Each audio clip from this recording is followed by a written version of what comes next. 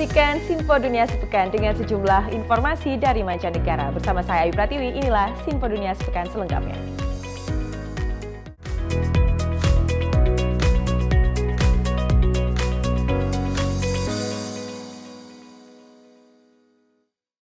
Kita ke informasi pertama, pemirsa. Upaya Israel untuk menumpas apa yang disebut sebagai infrastruktur teroris tak hanya terbatas di jalur Gaza, tapi belakangan juga meluas sampai ke tepi barat. Sedikitnya ada 20 orang telah tewas dan banyak infrastruktur setempat yang juga rusak.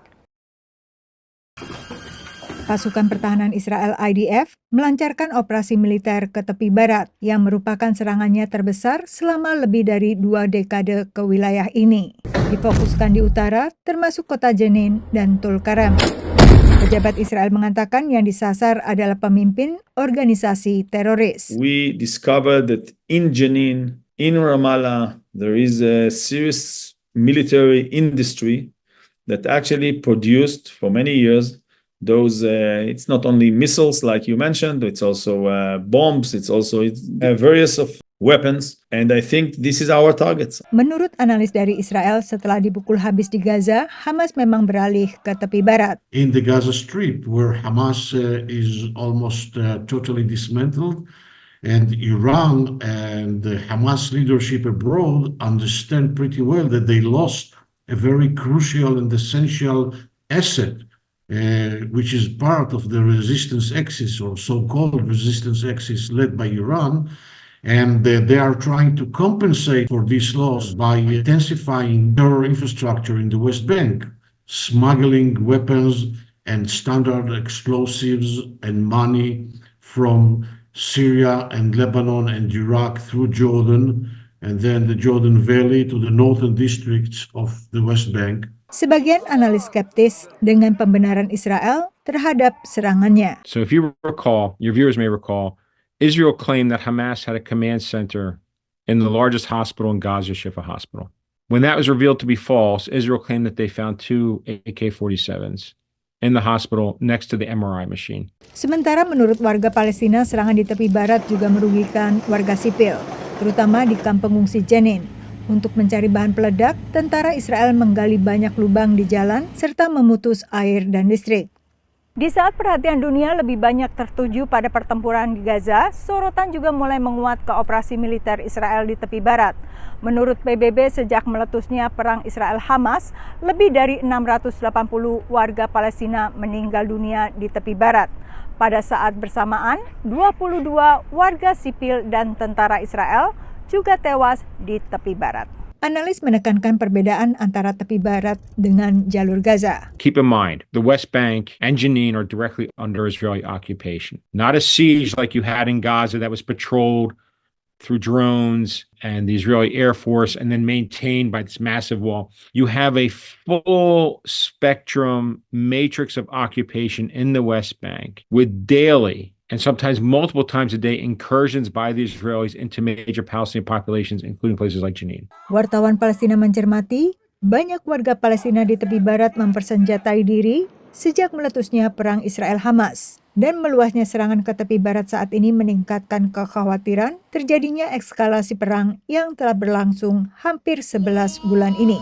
Dari Washington DC, Yuni Salim dan tim VOA. Strategi kampanye Kamala Harris berbeda dengan Hillary pada 2016. Harris tidak menyampaikan pesan gender secara gamblang, namun narasi kedua capres Harris dan juga Trump, tentu maskulinitasnya yang dampaknya sangat bertentangan, tidak luput dari perhatian. Kontras antara konvensi nasional Partai Republik dengan Partai Demokrat terpampang jelas. Let us choose joy. Begitu pula visi kedua partai tentang maskulinitas.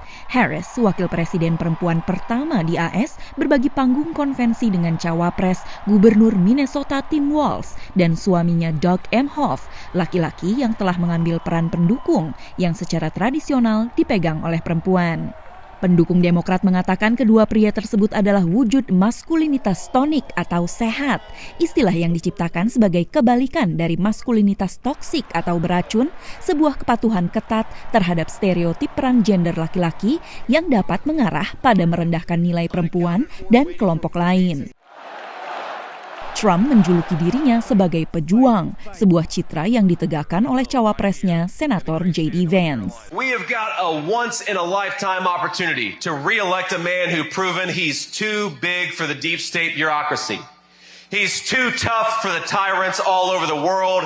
He was too strong even for an assassin's bullet. Pasangan ini menganut gaya maskulinitas yang lebih tradisional. The idea that men are in charge and are making the decisions, and a particular kind of man, a sort of theatrically strong man, a man who has a sort of paternalistic control over the family. Walz adalah penentang narasi tersebut dari Demokrat. Dia adalah mantan pelatih sepak bola yang senang berburu, pernah menjadi anggota militer, dan suka memberikan tips perbaikan rumah dan mobil. Is the headlight harness on a 2014 Ford Edge. Mengenai kebebasan reproduksi, isu utama bagi pemilih Demokrat, ia berbicara dari pengalaman pribadinya. It took Gwen and I years, but we had access to fertility treatments. And when our daughter was born, we named her Hope. Empati dan keterbukaan Walz kontras dengan apa yang dianggap sebagai kualitas maskulin yang lebih tradisional seperti ketegasan dan dominasi yang diadopsi Trump. Comrade Harris, you're fired. Get out of here. You're fired. You're no good. Polling menunjukkan wanita lebih menyukai Harris dan pria lebih menyukai Trump dengan kesenjangan jelas di kalangan usia muda. Kecemasan atas perubahan atau pergeseran peran gender dipercaya menjadi salah satu faktor penyebabnya. Dengan gerakan Me Too, kaum feminis menginginkan perubahan distribusi kekuasaan. Pembicaraan ini mungkin membuat sebagian pria merasa terancam. There was a sense that their masculinity and their manhood was in some ways precarious and that they needed to reassert or reclaim that power that has been threatened or lost. Tim kampanye Trump gencar meyakinkan para pemilih pria melalui forum online yang mempromosikan maskulinitas. Sementara Partai Demokrat condong pada hak aborsi. Semua isu ini dapat memotivasi partisipasi berbagai kelompok dalam pemilu presiden November nanti. Dari Washington DC, Valdia Baraputri dan tim VOA. Pemirsa, tewasnya 6 sandera Israel di tengah upaya penyelamatan oleh tentara Israel kembali menguatkan desakan agar Israel menyepakati gencatan senjata dengan Hamas. Presiden Amerika Serikat Joe Biden bahkan mengatakan pemerintahan menjamin nantinya akan berupaya semaksimal mungkin untuk membebaskan sandera. Pernyataan singkat tapi keras diberikan Presiden Joe Biden kepada wartawan soal pembebasan sandera di jalur Gaza. Mr. President, do you think it's time for Prime Minister Netanyahu to do more on this issue? Do you think he's doing enough? No. Sementara Benjamin Netanyahu tetap membela diri dan menyalahkan Hamas atas tidak adanya kesepakatan yang bisa membebaskan sandera. I don't believe that either President Biden or anyone serious about achieving peace and achieving the release would seriously ask Israel to make these concessions. We've already made them. Hamas has to make the concession. Jenazah ke-6 sandera termasuk warga dengan dui warga negara Israel dan Amerika Serikat Hersh Goldberg Poland ditemukan di terowongan Hamas di Gaza Selatan. Tak jauh dari lokasi diselamatkannya sandera warga Arab Beduin Farhan Al-Qadi baru-baru ini. They were all shot in the head moments before the Israeli army would have arrived to try to rescue them. They were frail, but their bodies had not shown any other sign of trauma other than the bullet in their head. Tewasnya 6 sandera memperkuat desakan bagi pemerintah Israel untuk mencapai gencatan senjata dengan Hamas dan tak lagi berfokus pada upaya pembebasan satu persatu sandera. Tekanan tak hanya menguat dari Amerika Serikat, sekutu dekat Israel, tapi juga dari dalam negeri Israel. Setelah demo massal menyerukan gencatan senjata, Serikat Pekerja Israel juga melakukan mogok nasional, mendesak pemerintah Israel untuk mencapai kesepakatan dan membebaskan para sandera. And this should make the Israeli government and the Israeli people very conscious of the fact that the military pressure by Israel on Gaza, on Hamas, is not freeing hostages. There are 101 hostages remaining. The only way to retrieve them all is through a negotiated agreement with Hamas, negotiated through the United States, Qatar, and Egypt. Belum diketahui berapa jumlah sandera yang masih hidup dan berapa yang sudah meninggal. Proposal Amerika mengusulkan deeskalasi perang secara bertahap disertai pembebasan sandera, ditukar dengan warga Palestina yang dibebaskan dari penjara Israel dalam beberapa fase juga. Dari Alexandria, Virginia, Yuni Salim dan tim VOA.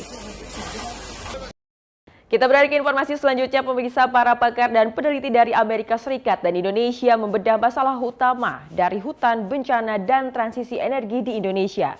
Dalam konferensi yang digelar baru-baru ini di University of Maryland, mereka menegaskan pentingnya peran Indonesia dalam pengurangan emisi dan adaptasi iklim di kancah global.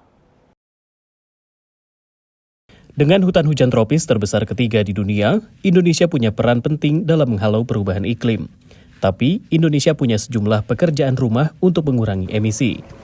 Begitulah rangkuman konferensi peran Indonesia dalam perubahan iklim di University of Maryland pada bulan Agustus, yang dihadiri 12 pakar lingkungan dan energi dari Amerika Serikat dan Indonesia. Because Indonesia is such an important country when it comes to emissions prevention, and also adapting to climate change. And there's a lot more that can be done on the U.S. end to understand Indonesia. U.S. understanding of Indonesia is fairly low, especially considering the importance of the country from size, population alone.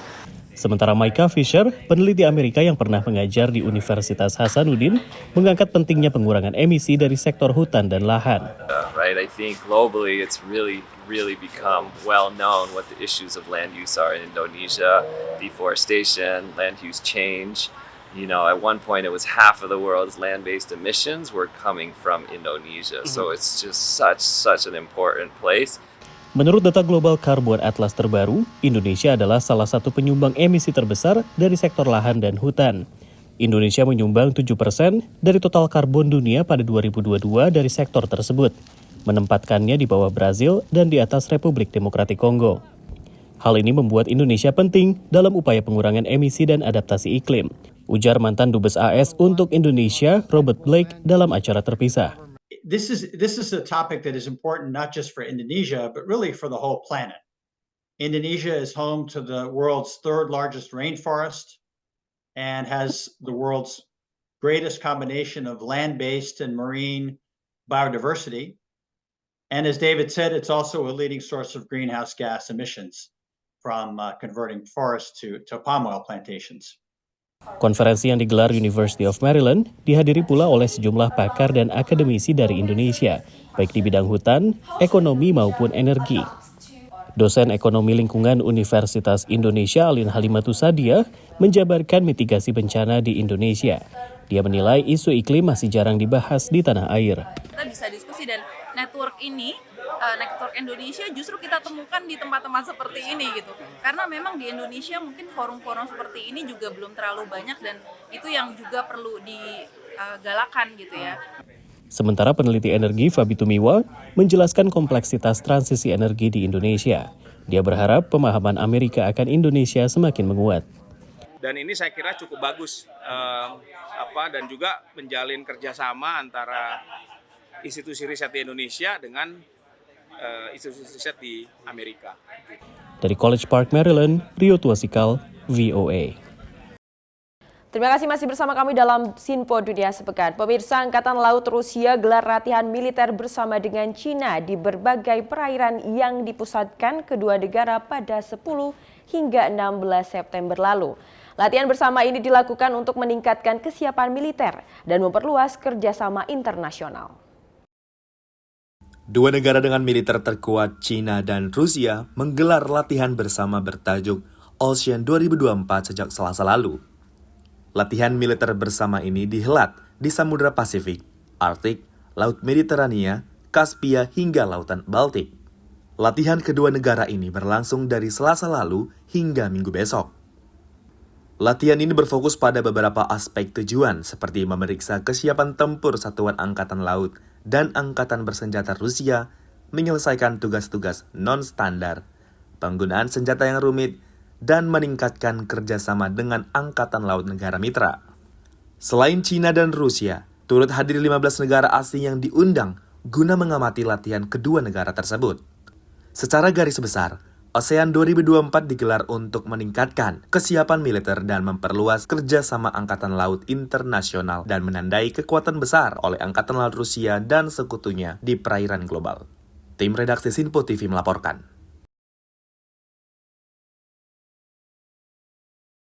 Pemirsa, kita beralih ke informasi selanjutnya. Asap tebal tampak menyelimuti kawasan negara Argentina. Berikut informasinya.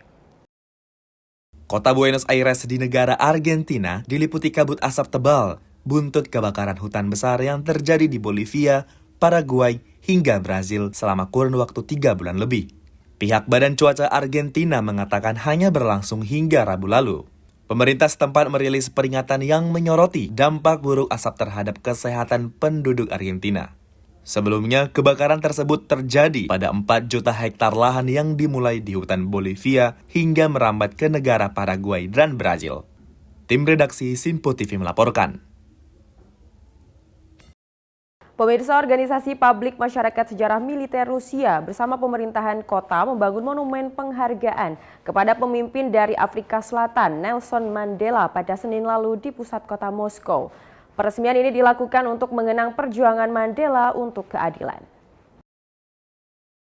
Untuk menghormati perjuangan aktivis serta mantan Presiden Afrika Selatan Nelson Mandela, organisasi masyarakat sejarah militer Rusia bersama pemerintah kota Moskow, Rusia, mendirikan Monumen Nelson Mandela pada Senin lalu. Peresmian monumen ini dihadiri langsung oleh Ketua Masyarakat Sejarah Militer Rusia Vladimir Medinsky, Direktur Pusat Kerjasama Strategis Rusia dengan Afrika dan Timur Tengah Valentin Ignatiev, dan penulis monumen Mikhail Basakov. Tim redaksi Sinpo TV melaporkan. Dan informasi tadi menjadi informasi terakhir kita dalam Sinpo Dunia Sepekan kali ini. Tetap saksikan Sinpo Dunia Sepekan hanya di Sinpo TV. Saya Ayu Pratiwi dengan kru yang bertugas mengucapkan terima kasih dan sampai jumpa.